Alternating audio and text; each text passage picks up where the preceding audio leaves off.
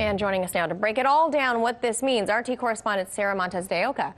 Okay, Sara, so what exactly is the Espionage Act? And for those who don't know, can you break it down for us? So Congress passed the Espionage Act in 1917. This was 2 years after the United States entered World War I. But since then, there have been several amendments made to it. Now, the act, quote, prohibited obtaining information, recording pictures, or copying descriptions of any information relating to the national defense with intent or reason to believe that the information may be used for the injury of the U.S. or to the advantage of any foreign nation. Now, the Espionage Act was reinforced a year later in 1918 with the Sedition Act, which basically imposes harsher penalties. And this was used to prosecute people who made false statements that interfered with the prosecution of war, insulting or abusing the U.S. government, the flag, the Constitution, or the military. But the Sedition Act was actually repealed only 3 years later in 1921.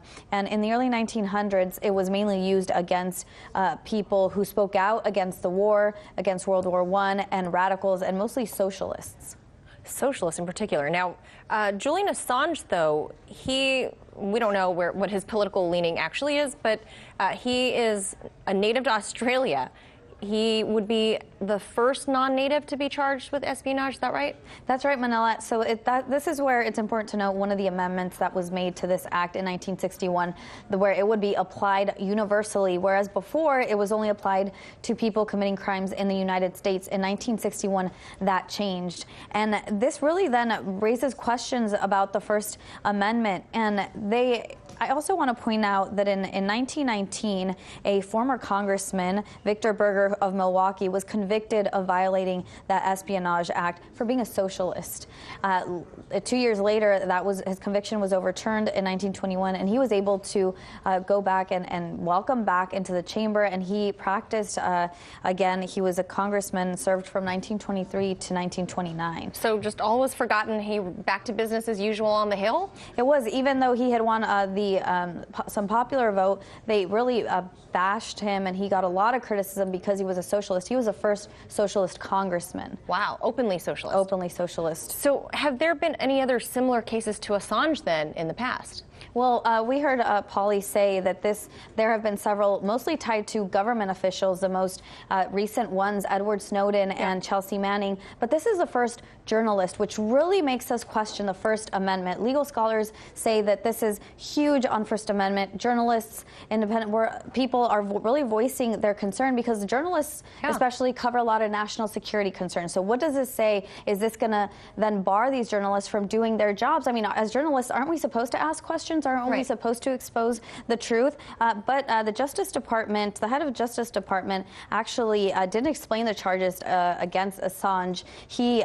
He basically cited that the charges are based on the secret documents that he got and made public, not the actual publishing of them.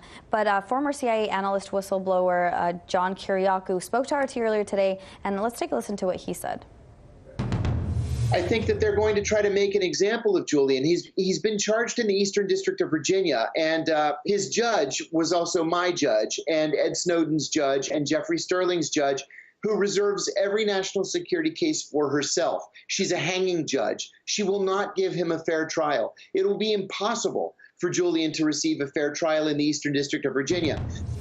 I mean, you heard John right there saying it won't be a fair trial. And head of the Justice Department's National Security Team, John Demers, said, "The department takes seriously the role of journalists in our democracy, and we thank you for it.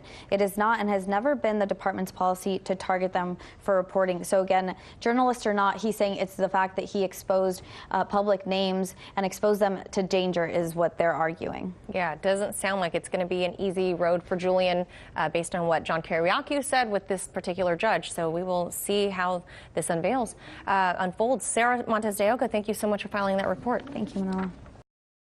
Hey YouTube, thanks for checking out our channel. We hope you enjoyed the video. We have tons of content for you just like this. For more of RT America's one-of-a-kind news and analysis, be sure to subscribe and never stop questioning more.